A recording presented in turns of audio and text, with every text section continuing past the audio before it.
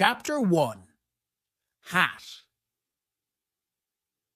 When I was 6 years old, I saw a picture in a book. It was a picture of a snake who was eating a big animal. Here is a copy of the picture. In the book it said, "Snakes eat the whole animal. Then they are not able to move, and they sleep for 6 months. I thought about the life in the jungle. Then I made my first picture. This is my picture number 1. I showed my fantastic picture to the adults, and I asked them if my picture scared them. But they answered, "How can I be scared of a hat?" My picture was not a picture of a hat. It was a picture of a big snake who ate an elephant. I then drew the inside of the big snake so that the adults could understand. They always need explanations. This is my picture number 2. The adults advised me to stop drawing snakes from the inside or the outside. They told me that it was better to study geography, history, maths, and grammar. That's why, at the age of 6, I left a great career as a painter. I did it because my picture number 1 and picture number 2 were not successful when adults saw them. Adults never understand anything alone, and children are not happy when they have to always give them explanations. So I had to choose another profession. I learned to fly planes. I flew all over the world. And it's true that geography was very useful to me. I could see the difference between China and Arizona at first look. It is very useful if you are lost in the night. During my life, I had a lot of contact with many serious people. I lived a lot among the adults. I could see them from a close distance. This experience did not improve my opinion of them much. When I met an adult who looked a little normal, I showed him or her my picture number 1. I always had this picture with me. I wanted to know if this person really understood life. But the person always said, "It's a hat." Then I never spoke to this person about big snakes or forests or stars. I went to his or her level and we talked about bridges, golf, and politics. And the adult was happy to meet such a reasonable man. So I lived alone. I didn't know anybody who I could really talk to. But one day it all changed. I had an accident in the Sahara Desert. It was 6 years ago. Something was broken in my engine. I didn't have any mechanic or any passenger in the plane with me. To repair the plane alone was a difficult job, but I had to do it. It was a question of life or death for me. I had only enough drinking water for a week. Chapter 2. Deep. The first night I slept on the sand 1,000 miles from any land with people. I was more isolated than a sailor on a raft in the middle of the ocean. So you can imagine my surprise when a funny little voice woke me up in the morning. It said, "Please draw me a sheep." What? Draw me a sheep? I jumped to my feet as if I was hit by lightning. I looked around, and I saw a very unusual little man who was looking at me very seriously. This is the best picture of him which I later was able to make. But my picture, of course, is much less fascinating than the original model. It's not my mistake. I was stopped in my career as a painter by the adults at the age of 6, and I never learned to draw anything except snakes from the outside and snakes from the inside. I looked at this little man with my eyes full of surprise. Don't forget that I was 1,000 miles from any land with people. It was interesting to see that this little man didn't look tired, hungry, thirsty, or scared. He didn't look like a child who was lost in the middle of the desert, 1,000 miles from any land with people. When I finally managed to speak, I said to him, "What are you doing here?" He repeated very slowly and very seriously, "Please draw me a sheep." It was all strange to me. I was 1,000 miles from any place with people. I was in danger of death, but I took a piece of paper and a pen out of my pocket. I wanted to draw him a picture. Then I remembered that I mostly studied geography, history, maths, and grammar, and I told the little man that I did not know how to draw. He said, "It doesn't matter. Draw me a sheep." But I never drew a sheep, so I drew him one of only 2 pictures which I was able to draw. It was a big snake from the outside, and I was shocked to hear the little man say, "No, no, no, I don't want an elephant inside a big snake. A big snake is a very dangerous animal, and an elephant takes a lot of space. Where I live, everything is very small. I need a sheep. Draw me a sheep." So then I made a picture. He looked at it carefully. Then he said, "No, this sheep is already very ill. Make me another." So I made another picture. My friend smiled gently at me. "You have to see it too. This is not a sheep. It's a ram. It has horns." So then I made another picture, but it wasn't good either. "This sheep is too old. I want a sheep which will live a long time." At that moment, my patience was gone.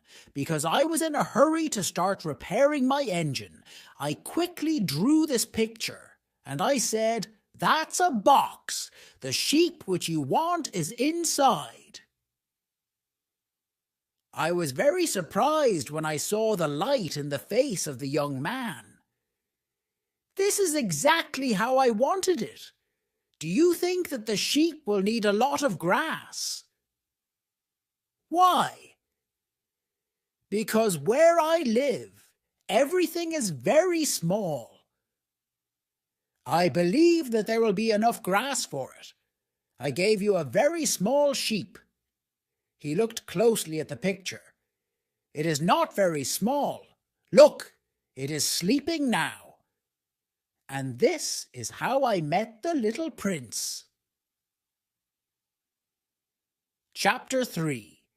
Planet. It took me a long time to understand where he came from. The little prince asked me many questions. I also asked him questions, but he usually didn't answer them. But from his speaking, I slowly started to understand many things. For example, when he first saw my plane, he asked, "What is this thing?" "I will not draw my plane here. It is too complicated for me. I answered, "This isn't a thing. It flies. It's a plane. It's my plane." And I was proud when I told him that I could fly. Then he said, "What? You fell from the sky?" "Yes," I said. "Oh, it's funny." And the little prince started to laugh very loudly. I was angry. My situation was serious. How could somebody think that it was funny? Then he added, "So you also fell from the sky like me? What planet are you from?" At that moment, I started to understand more about him, and I asked him quickly, "Do you come from another planet?" But he didn't answer me. He only moved his head gently. He was still looking at my plane. "Of course, on that thing you couldn't come from very far." And he started to think deeply. He was thinking for a long time. Then he took his sheep out of his pocket. And he started to look at the sheep carefully. You can imagine that I wanted to know more when the little prince spoke about falling from the sky. I asked him, "Where do you come from? Where is your home? Where do you want to take your sheep?" He was quiet for a long time. Then he answered, "The good thing about the box is that at night I can use it as a house for the sheep."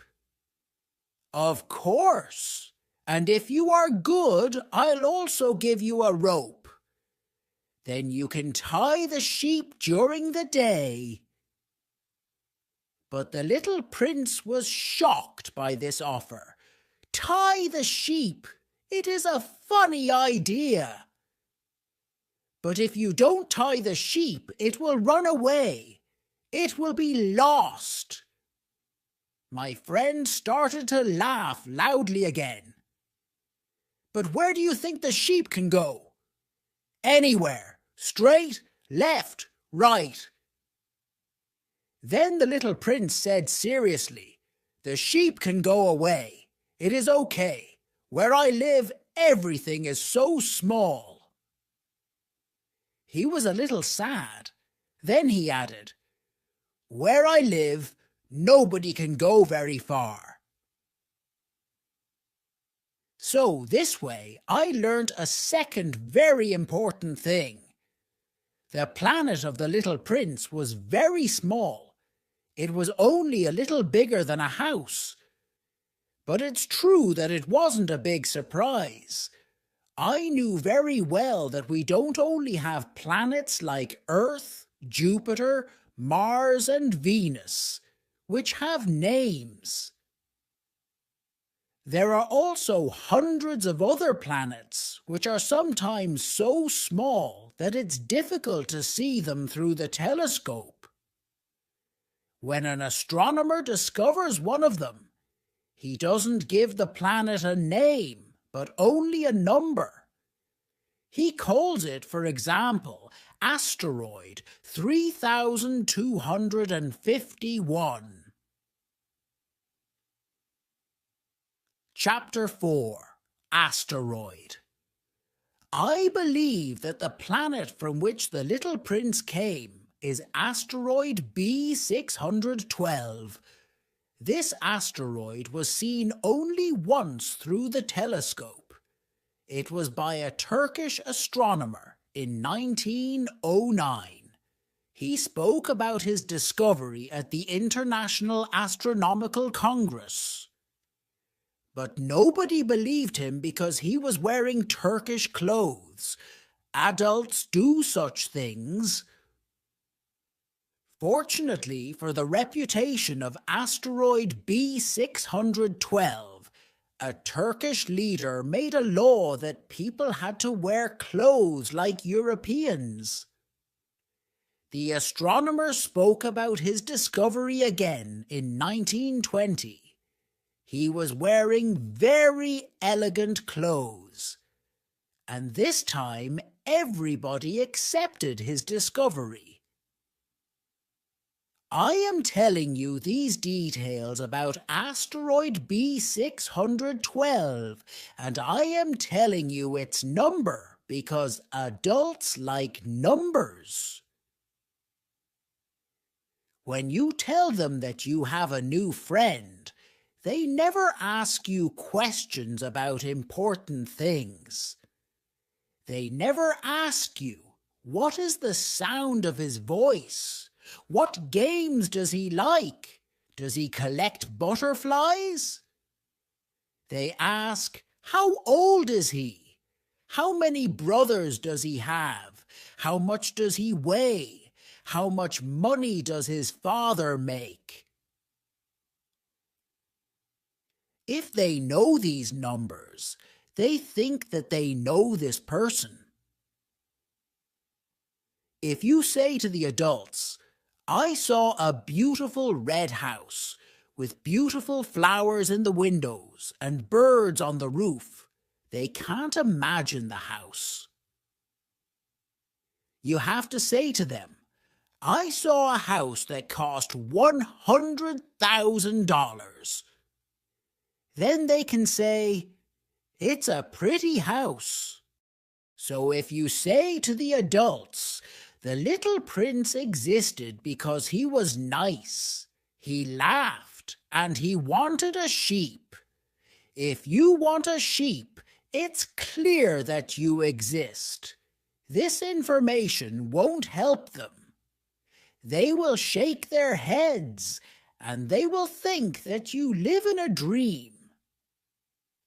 But if you tell them, the planet he came from is asteroid B612, then they will believe you. And they won't ask you any questions. Adults are like that. We mustn't blame them. Children have to be very patient when they speak to adults. But of course, we who understand life, we don't care about numbers. We like to tell a story like a fairy tale. We like to say, once upon a time, there was a little prince who lived on a planet only a little bigger than himself, and who needed a friend. For those who understand life, it would sound much better. Chapter 5. Elephants. This all happened 6 years ago. When I look at these memories, I feel sad. But I describe the little prince here because I don't want to forget him. It's sad to forget a friend. Not everybody had a friend. So that's why I bought a box of paints and some pencils. It's hard to start drawing at my age after so long time again. I will try, of course, to make my pictures as true to life as possible. But I'm not quite sure what the result will be. One picture is all right, and another doesn't look like what I tried to draw. I make some mistakes on the size too. Here the little prince is too tall. Here he is too short. I'm not also sure about the color of his clothes. But I will try to do my best. In some other details, I will make mistakes too. But here you have to forgive me. It's not my fault. My friend never explained anything to me. Maybe he thought that I was like him. But I, unfortunately, don't know how to see the sheep through the walls of a box. Maybe it's because I'm a little like the adults. Maybe I'm already old.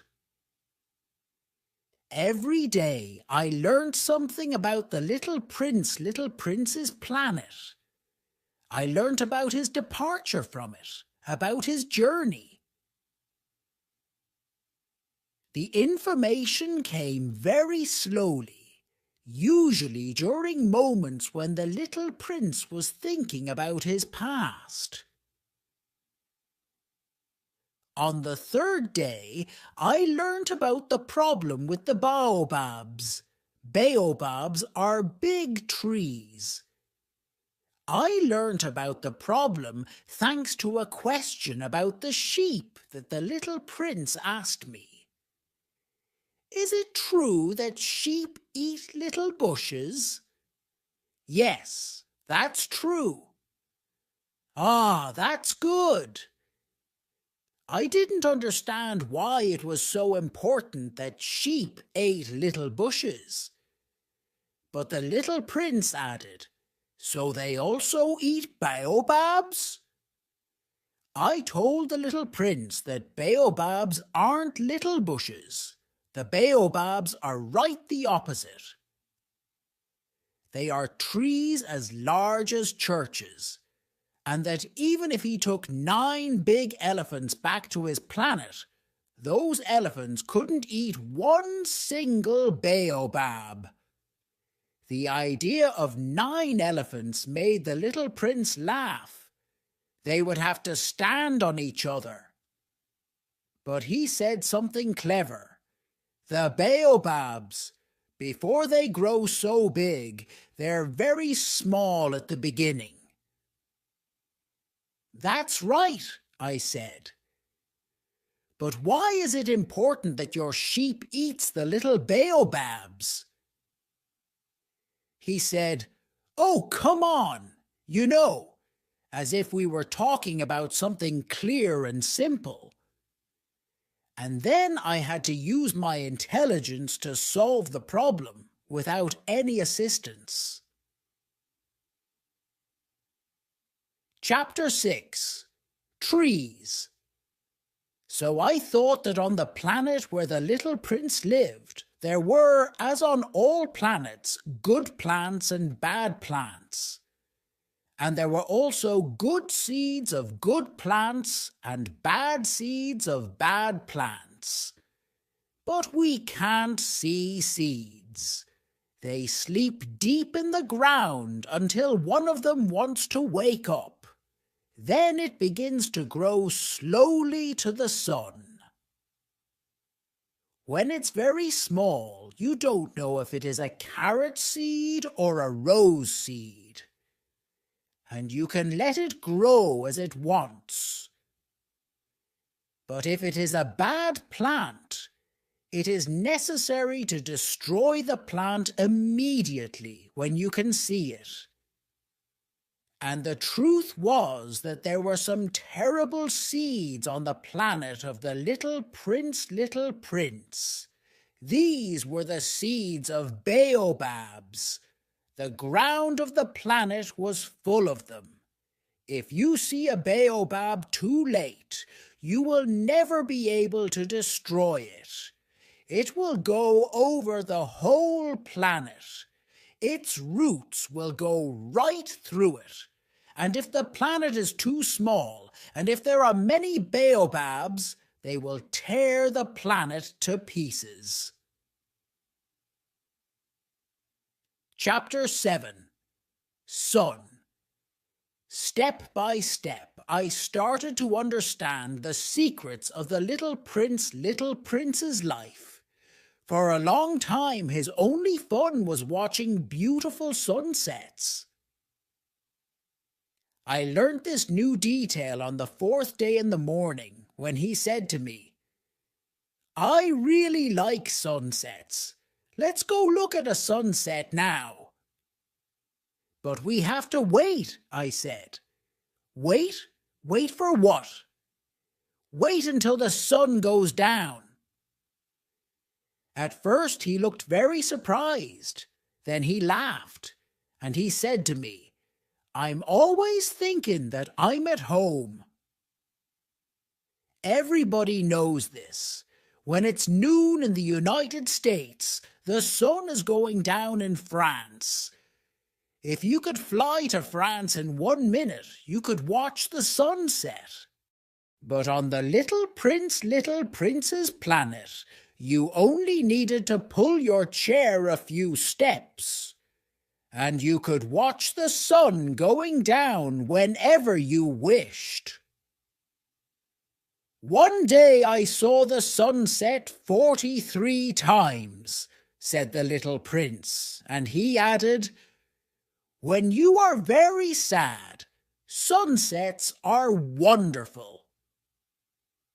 On the day of the 43 sunsets, did you feel very sad? I asked.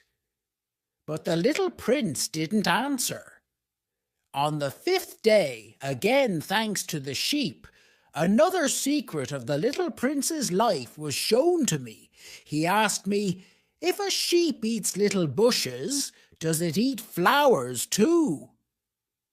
A sheep eats whatever it finds, I answered.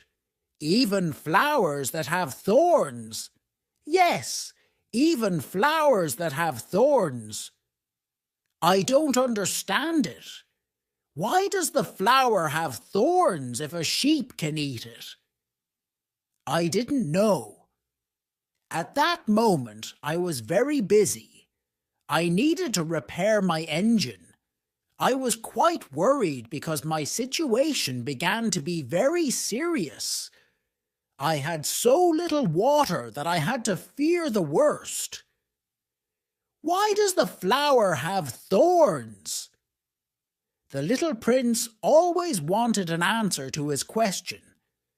But at that moment I was angry because I couldn't repair my engine. I answered without thinking. Thorns are good for nothing. Flowers have thorns because they want to upset others. Oh! The little prince was thinking for a while. Then he said a little angrily, I don't believe you. Flowers are weak. They are naive. The thorns give them power. Flowers believe that their thorns are terrible weapons. I didn't reply. I was very busy with my engine. Chapter 8. Flower. When I was thinking how to repair my engine, the little prince said, do you actually believe that flowers have thorns only to upset others? No, I don't believe it. I answered you with the first idea which came to my mind. I am busy with serious things. He looked at me shocked. Serious things. He saw me with my dirty hands. I was trying to do something with the engine, an object which looked extremely ugly to him. You talk like the adults. I knew that I made a mistake. I didn't feel okay about it. But then, with the same tone in his voice, he continued, you confuse everything. You mix everything together. He was really angry. He shook his head. I know a planet with a gentleman with a red face. He doesn't have a flower. He doesn't look at stars. He doesn't love anyone. He only counts numbers. And all day he repeats again and again like you, I am a serious man. I am a serious man. And he's very proud. But he's not a man. He's a mushroom. He's a what? A mushroom. The little prince was now very angry. His face was white. Flowers have thorns. Sheep eat flowers.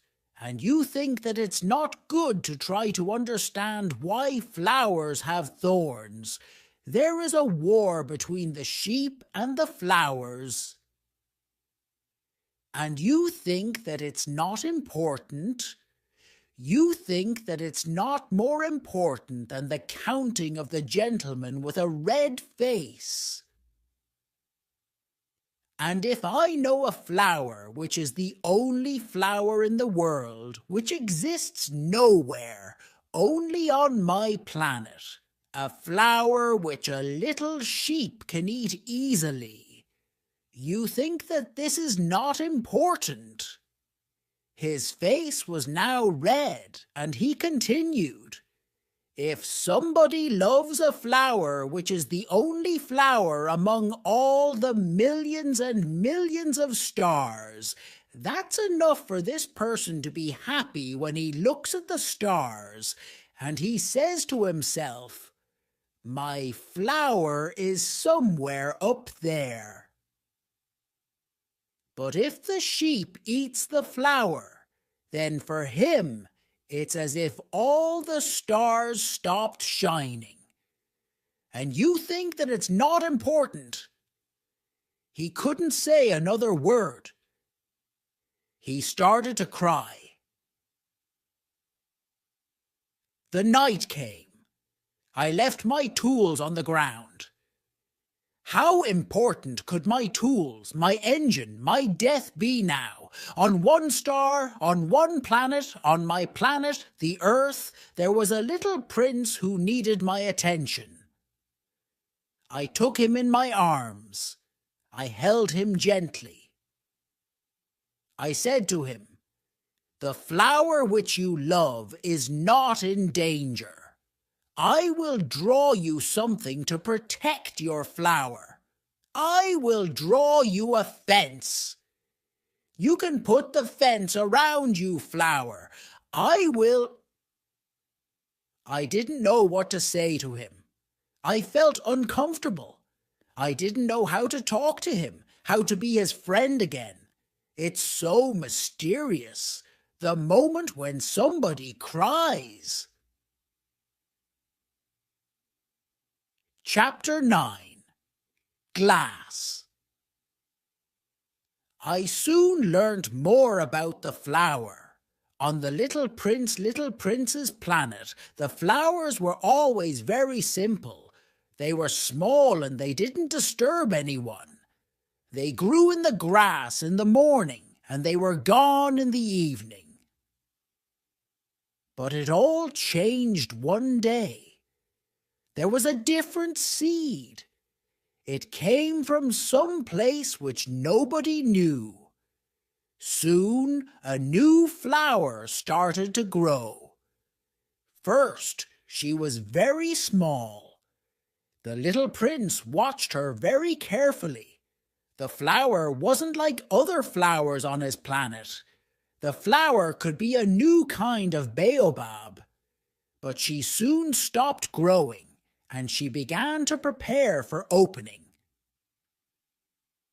The preparation for this moment took a long time. The flower didn't want to show her colors fast. Then one morning, exactly at sunrise, the flower showed her colors. And after all her preparation for this moment, she said, "Ah, I am sorry. It will take some time before I am perfect." But the little prince couldn't hide his admiration. "Oh, how beautiful you are!" "Yes, I am. Look at me," the flower said, "and I was born at the same moment as the sun." "I think that it's time for breakfast," she said. "Could you bring me some water?" The little prince was surprised. The situation was new for him, but soon he brought water to the flower. The flower started to play with the little prince, but her play wasn't always nice. One day, for example, when she was speaking about her 4 thorns, she said to the little prince, "I'm ready for tigers. They can come." "There are no tigers on my planet," said the little prince, and also tigers don't eat grass. I'm not a grass, the flower sweetly said.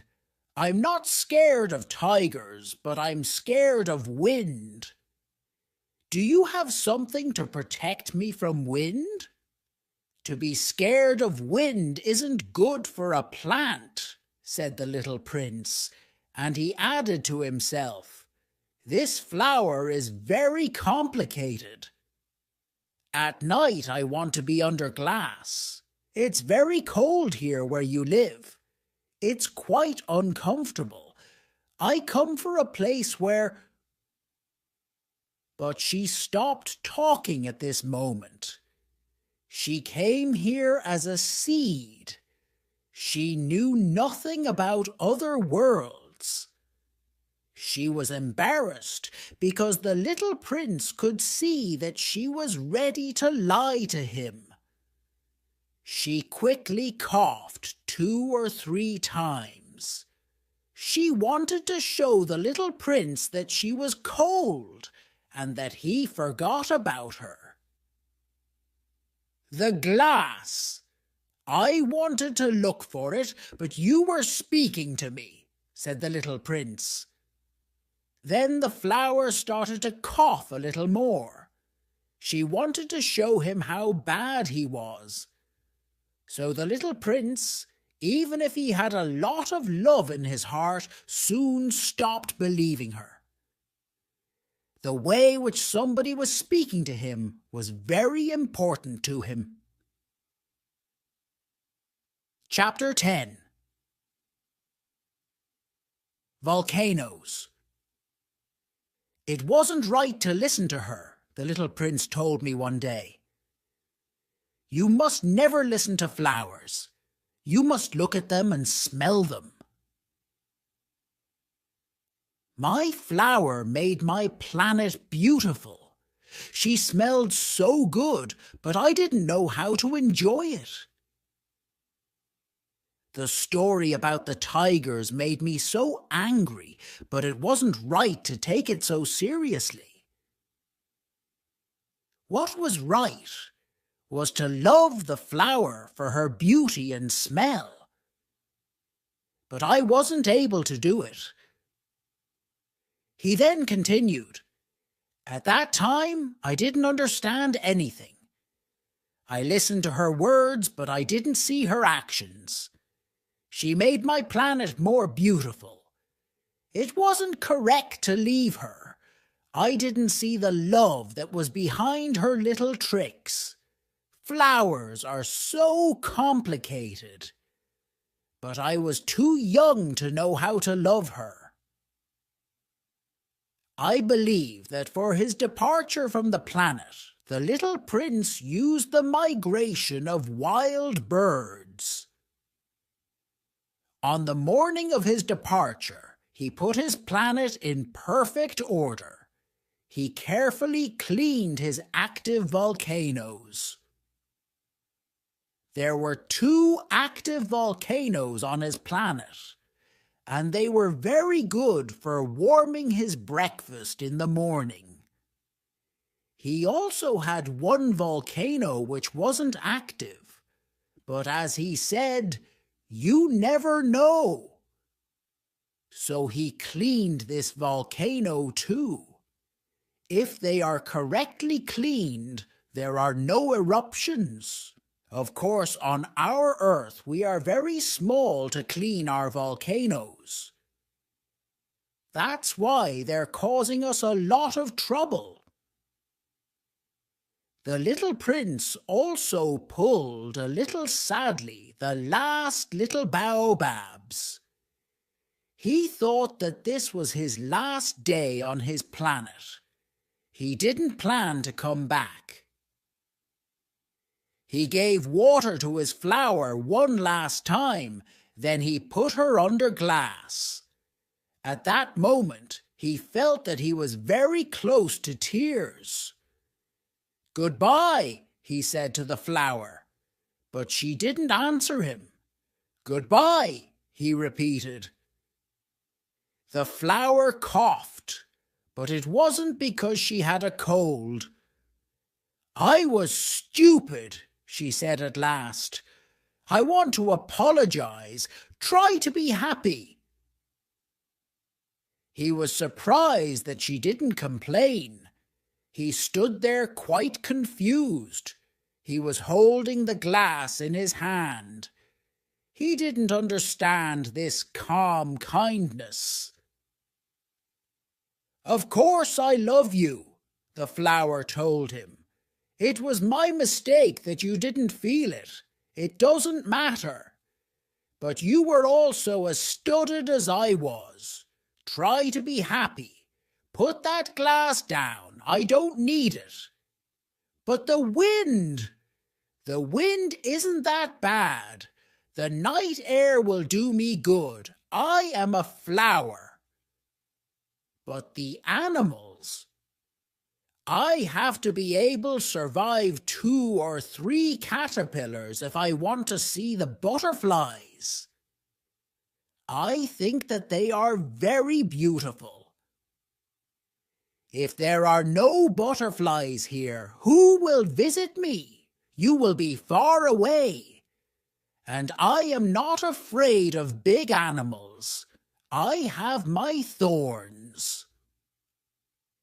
And she showed all of her 4 thorns to the little prince. Then she added, "Don't stand here. It makes me angry. You decided to leave, so now go." She said it because she didn't want to show her tears. She was such a proud flower. Chapter 11. King. The little prince was close to the asteroids 325, 326, 327, 328, 329, and 330. So he began to visit them. He wanted to be busy and learn something. There was a king on the first planet. The king had expensive clothes. He was sitting on a simple but big throne. "Ah, here is a visitor," the king said when he saw the little prince. And the little prince asked himself, "How can he know who I am? He didn't see me before." "Come closer to me. I want to see you better," said the king. He was very proud that he was a king for somebody now. The little prince looked around. He needed a place where he could sit down. But the king's clothes were on the whole planet, so he was standing. And because he was tired, he yawned. "It's against etiquette to yawn in front of a king," the king told him. "You can't do it." "I can't help it," said the little prince. "My journey was very long, and I didn't have any sleep." "Then you have to yawn," said the king. "People usually don't yawn in front of me. It's very interesting. Come on, yawn again." "I am sorry, I can't yawn when you tell me to do it," said the little prince. His face was red now. "Oh well," said the king, "then I tell you to yawn sometimes, and then—" He was confused a little, and he looked upset because the king's orders have to be always respected. He couldn't tolerate if somebody didn't follow his orders, but because he was a very good man, all his orders were reasonable. If I ordered a general, he liked to give this example, If I ordered a general to change into a seabird, and if the general didn't do it, it wouldn't be the general's mistake. It would be my mistake. Can I sit down? The little prince asked quietly. I order you to sit down, the king said. And he pulled a piece of his clothes so that there was some space for the little prince to sit down. The little prince was thinking about one thing. The planet was very small. The king didn't control a big area. Can I ask you a question? Said the little prince. I order you to ask me a question, the king said. What do you control? I control everything, said the king. Everything? The king looked at his planet, then at the other planets and all the stars. Are you the king of all that? Asked the little prince. I am the king of all, said the king. He didn't control only his planet. He was the king of all the universe. And do the stars do what you want? Of course, said the king. They do it fast. They do exactly what I want them to do. Chapter 12. Mouse. It was very interesting for the little prince.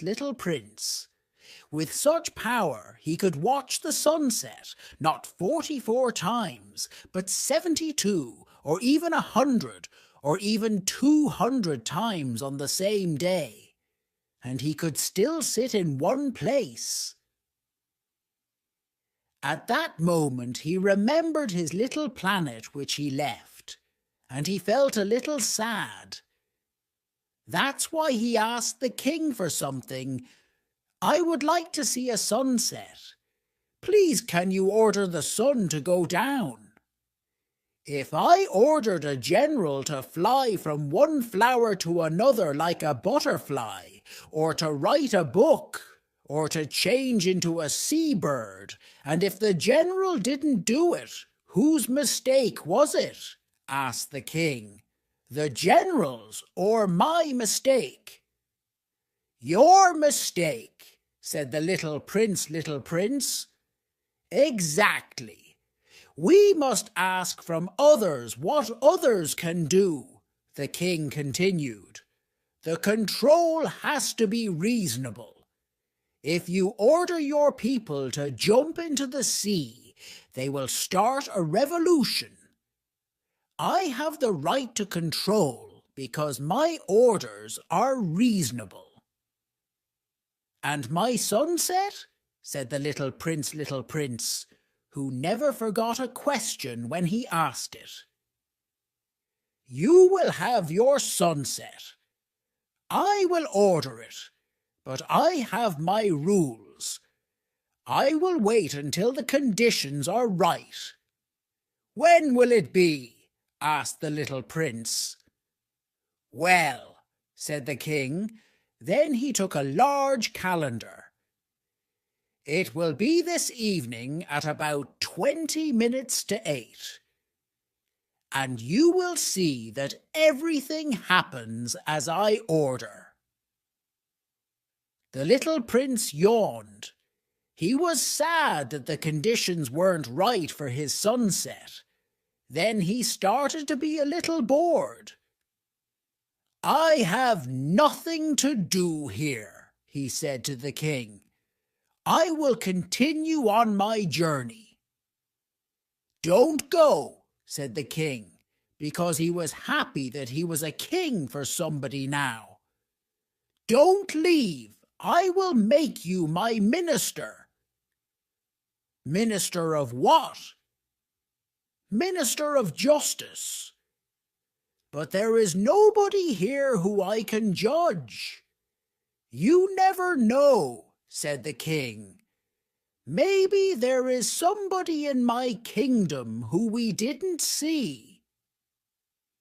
Oh, but I saw your kingdom, said the little prince.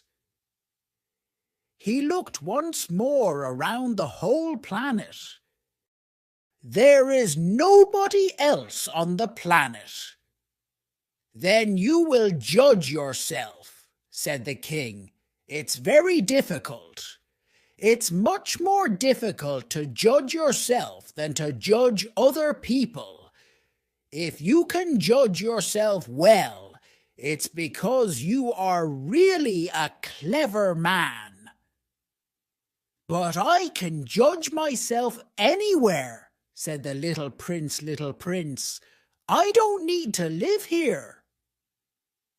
Well, said the king. I believe that somewhere on my planet there is an old mouse. I hear the mouse at night. You can judge that old mouse. You can send him to prison, and his life will depend on your justice. I don't want to send anybody to prison, and now I think that I will leave. No, said the king. The little prince was ready for his departure, but he didn't want to make the old king sad. So he said, if you want to control me, you can give me a reasonable order. For example, you can tell me to leave in 1 minute. I think that the conditions are right. The king didn't say anything, and the little prince waited for a while. Then he didn't want to wait longer, and he started to leave. I make you my ambassador, the king quickly shouted after the little prince. Adults are very strange, the little prince said to himself when he continued on his journey. Chapter 13. People. When the little prince came to the second planet, he saw another strange man. He liked when people admired him. Ah, another person who admires me, said the man when he saw the little prince. He believed that all people admired him. Good morning, said the little prince. You have a funny hat. I use this hat to say good morning to people who come to visit me and admire me. Unfortunately, there aren't many people who visit me. Really, said the little prince. Really, clap your hands, said the man. The little prince clapped his hands, and the man moved his hat with a small touch. This is more fun than the visit to the king, the little prince said to himself. And he clapped his hands again and again. The man touched his hat again and again. After 5 minutes of this exercise, the little prince started to be tired of this game. Do you only touch your hat, or do you also take it off? He asked. But the man didn't hear him. This type of people never hear anything. They hear only when somebody admires them. Do you really admire me very much? He asked the little prince. What does it mean, admire? To admire means to believe that I am the most handsome, the best dressed, the richest and the most intelligent man on the planet. But you are the only man on your planet. Yes, I know that I'm the only man on this planet, but please admire me. I admire you, said the little prince, but I don't understand why this is so important to you. The little prince had nothing else to do on this planet, so he decided to continue on his journey. Adults are very strange, he told himself when he was leaving this planet. When the little prince visited the next planet, he saw a man who drank a lot. This was a very short visit, but it made the little prince very sad. "What are you doing?" he asked the drunk man, who was sitting quietly before a collection of empty bottles and also a collection of full bottles. "I'm drinking," said the drunk man. His face was very unhappy. "Why are you drinking?" the little prince asked. "I want to forget," said the drunk man. "To forget what?" asked the little prince. "To forget that I feel horrible," said the drunk man, and he put his head down. "Why do you feel horrible?" asked the little prince. He wanted to help him. "I feel horrible because I drink so much." "I know that it's bad to drink so much," said the drunk man. Then he stopped talking, and he didn't say another word. The little prince left the planet. "The adults are very, very strange," he told himself when he continued on his journey. Chapter 14. Businessman. The little prince visited the fourth planet. There was a businessman on this planet. He was so busy that he didn't even look at the little prince when the little prince arrived. "Good morning," said the little prince. "Your cigarette is finished." 3 and 2 make 5. 5 and 7 make 12. 12 and 3 make 15. Hello. 15 and 7 make 22. 22 and 6 make 28. I have no time to light it again. 26 and 5 make 31. Wow! It's 501,622,731. 500 million what?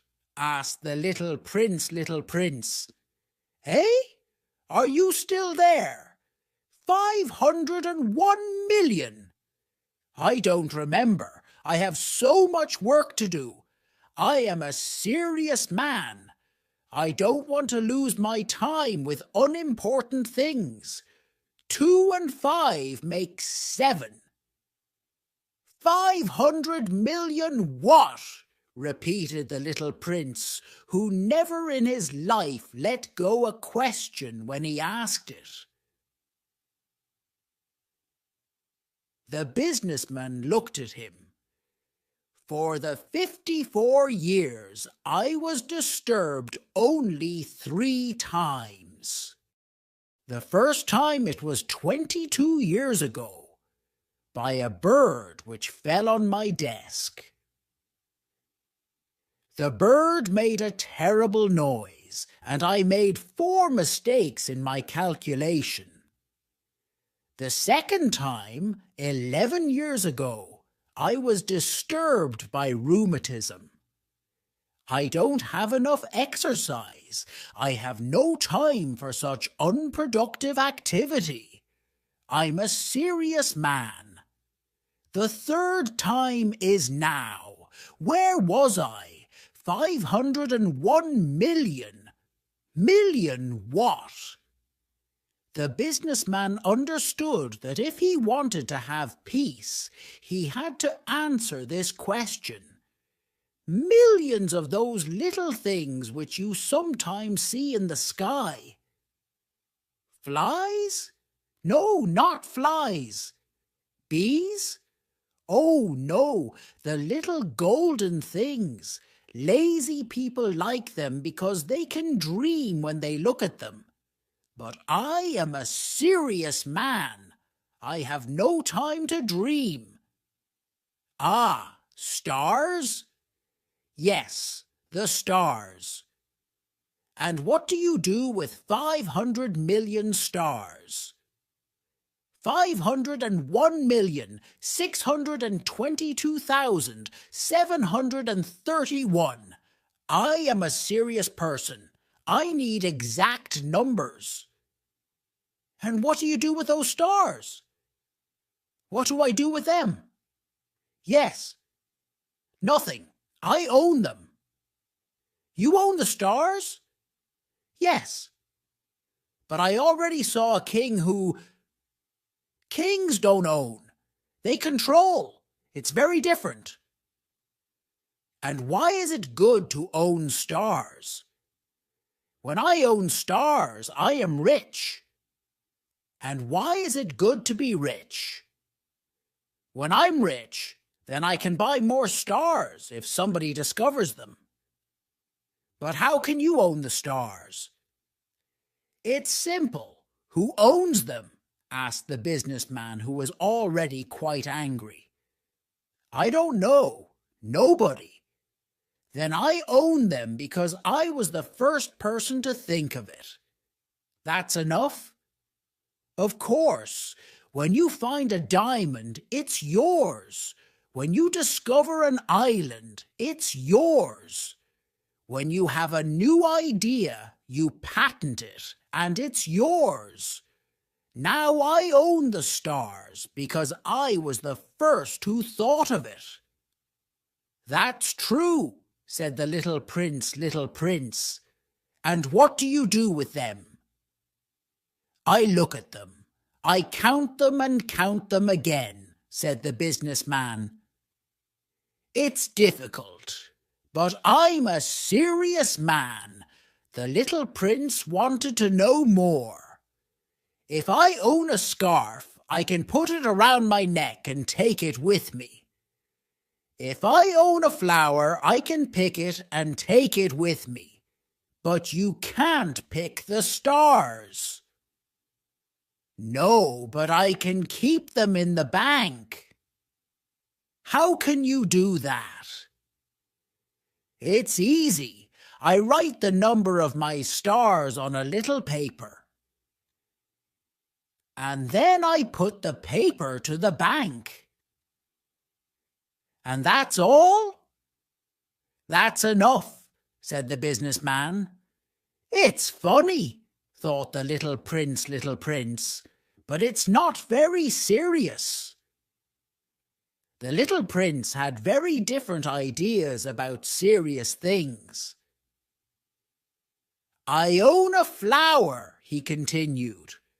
I water her every day. I own 3 volcanoes. I clean them every week. I even clean the volcano which isn't active. You never know. It's useful to my volcanoes, and it's useful to my flower that I own them. But you're not useful to the stars. The businessman opened his mouth but couldn't find anything to say. And the little prince left. The adults are very interesting, he said to himself when he continued on his journey. Chapter 15. Lamp. The 5th planet was very interesting. It was the smallest of all. There was only space for a street lamp and a lamplighter. The little prince couldn't understand the reason for a street lamp and a lamplighter. There was enough light because the planet was under many stars, and there were no other people who would need a street lamp. The little prince said to himself, "It's possible that this man is strange, but he's less strange than the king, the businessman, or the drunk man. His work has some meaning. When he turns on his lamp, it's like a new star in the sky or new flower. When he turns off his lamp, he sends the flower or the star to sleep. It's a beautiful job, and because it's beautiful, it's really useful." When the little prince arrived on the planet, he said to the lamplighter, "Good morning. Why did you just turn off your lamp?" "That's an order," said the lamplighter. "Good morning." "What's the order?" "The order is to turn off my street lamp. Good evening." And he turned on his lamp again. "But why did you turn on your lamp again?" "That's the order," said the lamplighter. "I don't understand," said the little prince. "There's nothing to understand," said the lamplighter. "The order is the order. Good morning."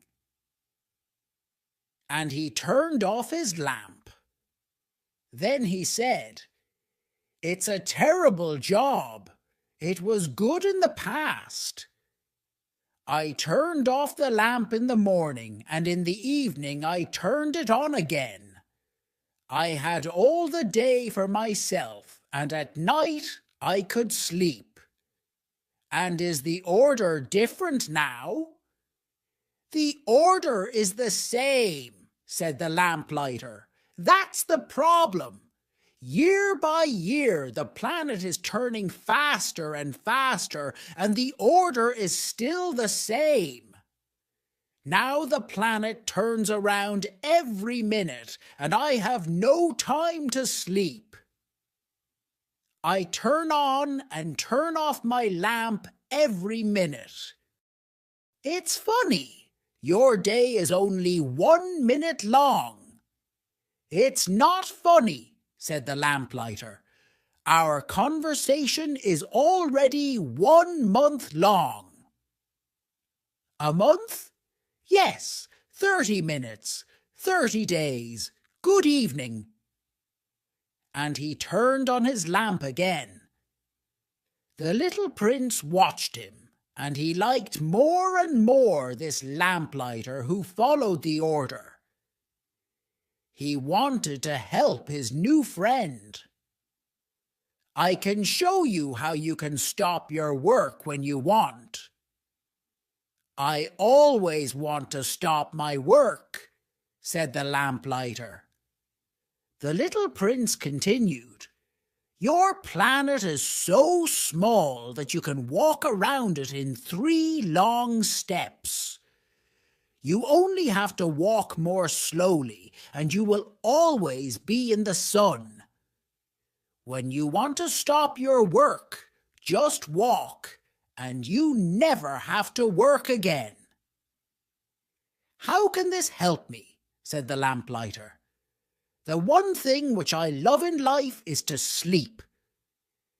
"Then you're unlucky," said the little prince. "I am," said the lamplighter. "Good morning." And he turned off his lamp. The little prince continued on his journey. He said to himself, "The others, the king, the drunk man, the businessman would laugh at this man, but he is better than the others. It's because he cares about something else, not only himself. That man is the only one of them who could be my friend. But his planet is really too small. There is no place for 2 people. What the little prince didn't want to say was that he didn't want to leave that planet for one even more important reason. He didn't want to leave because the planet had 1,440 sunsets every 24 hours. Chapter 16. Geographer. The sixth planet was 10 times bigger than the last planet. The little prince saw an old gentleman who wrote big books. "Oh, here comes an explorer," he said when he saw the little prince. The little prince sat down on the table and he was breathing fast. He was tired from travelling so much and so far. "Where do you come from?" the old gentleman asked him. "What's that big book?" said the little prince, "What are you doing here?" "I am a geographer," the old gentleman answered. "What's a geographer?" A geographer is a scientist who knows where the seas are, and rivers, cities, mountains, and deserts. "That's very interesting," said the little prince. "Finally, here is a man who has a real job," he thought. And he looked around at the geographer's planet. The planet was amazing. "Your planet is very beautiful," he said. "Does it have any oceans?" "I can't say," said the geographer. "Ah!" The little prince was disappointed. "And mountains?" "I can't say," said the geographer. "And cities and rivers and deserts?" "I can't tell you that," said the geographer. "But you are a geographer." "That's true," said the geographer, "but I'm not an explorer. There's no explorer on my planet." The geographer doesn't discover cities, rivers, mountains, seas, oceans, and deserts. The geographer doesn't have time for traveling. He doesn't leave his office. But the explorers visit him there. He asks them questions and he writes what they remember. And if the information of the explorer is interesting to him, then the geographer has to find out if the explorer is an honest person. Why? Because an explorer who lies can give incorrect information, and also an explorer who drinks too much. "Why?" asked the little prince. "Because drunk people see double. Then the geographer can write 2 mountains in a place where there is only 1. "I know somebody," said the little prince, "who could be a bad explorer. It's possible.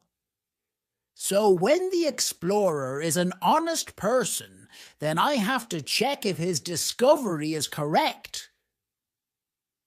Do you visit the place?" "No, that's too complicated. But the explorer has to give me proof. For example, if the discovery is a large mountain, the explorer has to bring large stones from it." The geographer suddenly smiled. "But you come from far away. You're an explorer. You must describe your planet for me." And the geographer opened his big book and prepared his pencil. "I write explorers' words first in pencil. Ink is used only after there is a proof of their words." "Well?" said the geographer. "Oh, where I live," said the little prince. "It's not very interesting. It's very small. I have 3 volcanoes.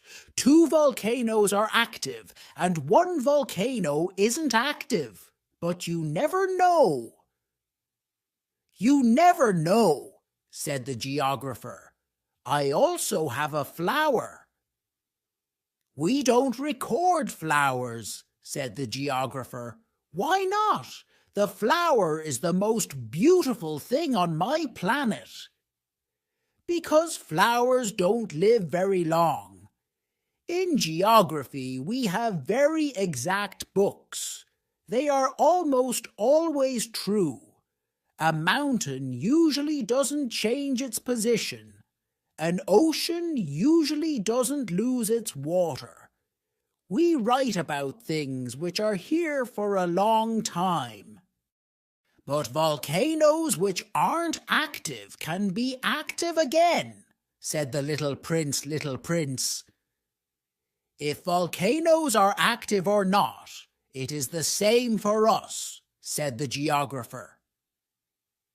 What matters to us is the mountain. That doesn't change.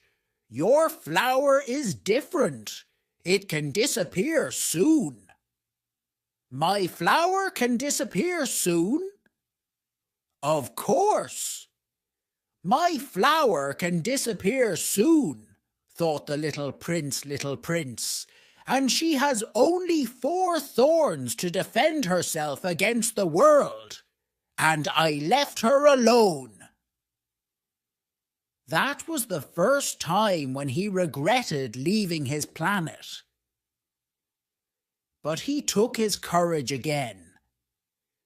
What is an interesting place to visit? He asked. The planet Earth, the geographer answered. It has a good reputation. And the little prince continued on his way. He was still thinking about his flower. Chapter 17. Earth. The 7th planet was the Earth. The Earth is not just another planet. There are 111 kings, 7,000 geographers, 900,000 businessmen, 7.5 million drunk men, 311 million men who need to be admired, altogether about 2 billion adults. I want to give you an idea of the size of the Earth. Before the invention of electricity, it was necessary to keep an army of 462,511 lamplighters. These lamplighters had to look after all the street lamps on 6 continents. When you looked at the Earth from some distance, you could see a wonderful effect. This army moved like the dancers in the opera who come on stage and then leave one by one in perfect order. The lamplighters of New Zealand and Australia came first. They turned on their lamps. Then the lamplighters of China and Siberia came. Then the lamplighters of Russia and India. Then those of Africa and Europe. Then those of South America and of North America. And they never made a mistake. They always came in the right order. It was wonderful. Only the lamplighter of the single lamp at the North Pole and his colleague of the single lamp at the South Pole had easy lives. They worked twice a year. When I speak about the lamplighters, you can think that there are many people on the planet Earth. Now I want to tell you more about people on Earth. They occupy very little space. If the 2 billion people on Earth stood close together, they could be easily put in one square.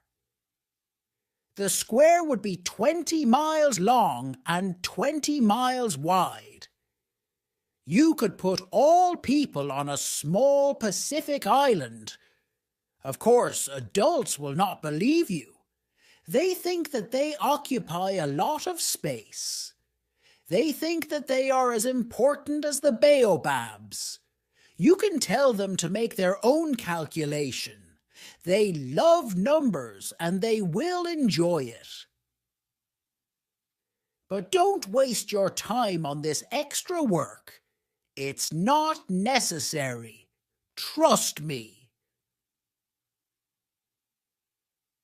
When the little prince arrived on Earth, he was quite surprised when he didn't see any people. He started to fear that he came to the wrong planet, but then he saw something move in the sand. "Good evening," said the little prince. "Good evening," said the snake. "What planet am I on?" asked the little prince. "On the planet Earth, in Africa," the snake said. "Ah, are there no people on Earth?" "This is the desert. There are no people in the desert. The earth is very big," said the snake. The little prince sat down on a rock and he looked at the stars. "I want to know," he said, "if each person can find his own star one day. Look at my planet. It's just above us. But how far it is." "It's beautiful," the snake said. "Why did you come here?" "I had some problems with a flower," said the little prince. "Ah," said the snake, and they were both silent. Chapter 18. Garden. "Where are the people?" the little prince finally continued in the conversation. "It's a little lonely in the desert." "It's also lonely with people," said the snake. The little prince looked at him for a long time. "You are a funny animal," he said. "You're very slim." "But I'm more powerful than a king," said the snake. The little prince smiled. "You're not very powerful. You don't even have feet. You can't travel very far." "I can take you further than a ship," the snake said. He turned around the little prince's ankle. "When I touch somebody, I can send the person back to the land from which he came," the snake continued. "But your soul is so clear, and you come from a star." The snake continued. "You're so weak on this planet. I can help you one day if you want to go back to your planet." "Oh, I understand you very well," said the little prince. "But why do you speak in mysteries?" "I solve all mysteries," said the snake. And they were both silent. The little prince said goodbye to the snake. He started walking in the desert. Soon he met a flower. "Good morning," said the little prince. "Good morning," said the flower. "Where are the people?" the little prince asked politely. The flower saw a caravan a long time ago. "People? I believe that there are 6 or 7 of them. I saw them years ago, but you never know where to find them. The wind takes them away. They have no roots, and that makes their life very difficult." "Goodbye," said the little prince. "Goodbye," said the flower. The little prince climbed a high mountain. The only mountains he knew were the 3 volcanoes, which were as high as his knees. He said to himself, "From a mountain as high as this one, I will be able to see the whole planet and all the people." But he only saw other mountains around. "Hello," he said. "Hello, hello, hello," the echo answered. "Who are you?" asked the little prince, "Who are you? Who are you? Who are you?" the echo answered. "Let's be friends. I am lonely," he said. "I am lonely. I am lonely. I am lonely," the echo answered. "This is a strange planet," he thought. "It's dry and hard, and people here have no imagination. They repeat whatever you say to them. On my planet, I had a flower. She always spoke first."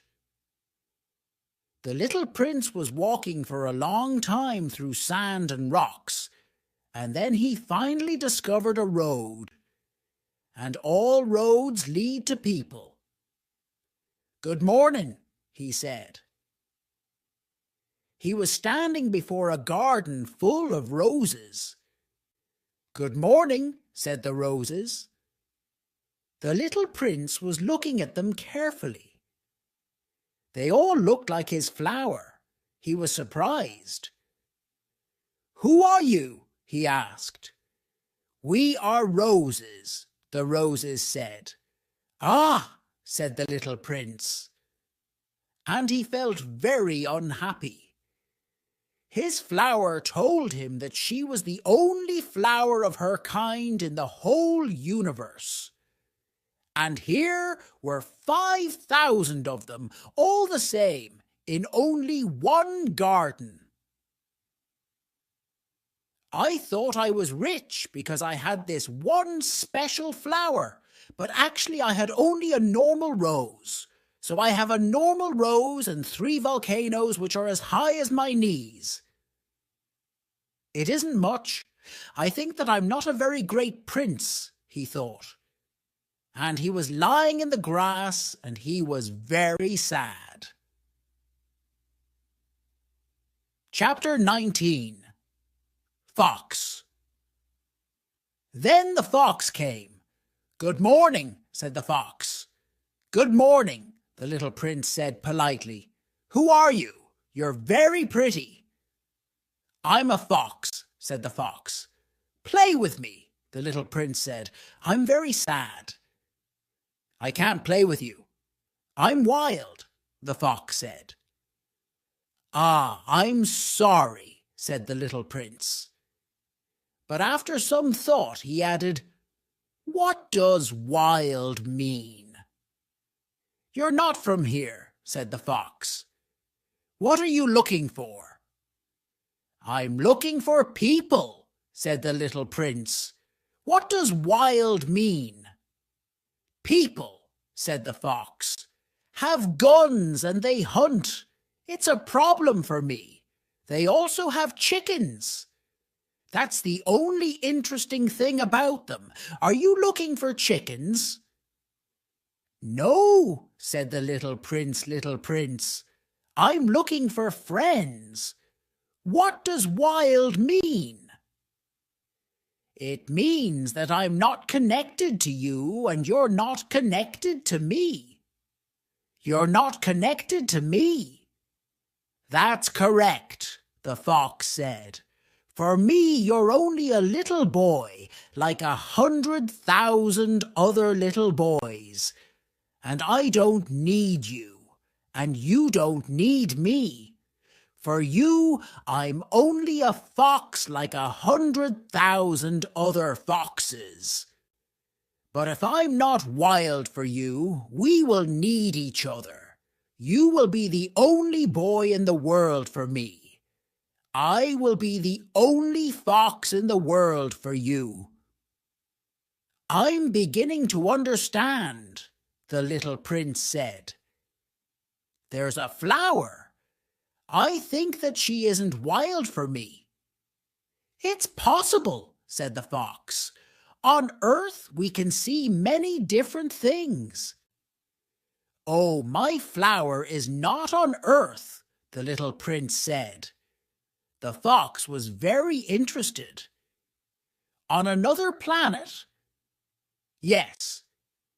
Are there hunters on that planet? No. That's interesting. And chickens? No. Nothing is perfect, said the fox. But he came back to his idea. My life is always the same. I hunt chickens. Men hunt me. All the chickens are similar, and all the men are similar. So I'm a little bored. But if I'm not wild for you, my life will be happier. I will know the sound of your steps, which will be different from all the other steps. The other steps will send me back underground. Your steps will be like music to me. And then look, do you see the cornfields over there? I don't eat bread. For me, corn is not useful. The cornfields say nothing to me, and that's sad. But you have golden hair. I think that it's wonderful. The corn, which is also golden, will help me not to forget you, and I will love the sound of the wind in the corn. The fox became silent and looked at the little prince for a long time. Please stay with me for some days, he said. I would like to stay with you, said the little prince. But I don't have much time. I want to find friends and learn new things. We only learn about things which we are connected to, said the fox. People don't have time to learn anything. They buy things from shops. But because there are no shops where you can buy friends, people don't have friends.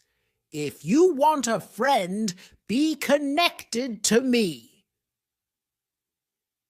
What do I have to do to be connected to you? Asked the little prince. You have to be very patient, said the fox. First, you have to help me not to be wild to you. You will sit down at a little distance from me, over there in the grass. I will watch you with one eye and you won't say anything. Words can be a problem sometimes, but every day you will be able to sit a little closer. Chapter 20, Secret. The next day the little prince returned. It is better if you return at the same hour, said the fox. If you come, for example, at 4 in the afternoon, then at 3 I will begin to be happy. I will feel happier and happier the closer it is to 4. At 4 I will be very excited. I will show you how happy I am. But if you come at any time, I will never know at what time my heart should be ready for you. There have to be some rules. Why? The rules are important. They make one day different from other days, 1 hour from other hours. For example, hunters have their rules too. They dance with the village girls every Thursday. So Thursday is a wonderful day. I can walk into the village easily. If the hunters danced at any time, the days would all be the same for me, and I would have no holiday. So the little prince spent some time with the fox every day. And when the hour of his departure was near, the fox said, "Ah, I'm sad, I will cry." "It's your mistake," said the little prince. "I never wanted to hurt you, but you wanted me to stay with you." "Yes, of course," said the fox. "But you will cry," said the little prince. "Yes, of course," said the fox. "Then you get nothing out of it." "I get something," said the fox. "The colour of the corn helps me get something." Then he added, "Go and look again at the roses. You will understand now that your rose is special in all the world. Then come back to say goodbye to me, and I will give you a present. The present will be a secret." The little prince went to look at the roses again. "You're not like my rose. You're nothing to me at the moment," he told them. "Nobody is connected to you, and you're connected to nobody. You're like my fox when I first met him. He was only a fox like 100,000 others. But he's my friend now, and he's special in all the world." Then he continued, "You're lovely, but you are empty. Nobody would die for you. Of course, to somebody who only walked around my rose would look exactly like you. But my rose is more important to me than all the hundreds of other roses because she's the rose who I gave water. She's the rose who I put under glass. For her I killed the caterpillars, except 2 or 3 which we saved to become butterflies. Because she's the rose who I listened to when she complained, or when she was proud, or when she said nothing. Because she is my rose." And he returned to the fox. "Goodbye," he said. "Goodbye," said the fox. "Here is my secret. It's quite simple. You can see clearly only with the heart. What is important, eyes can't see."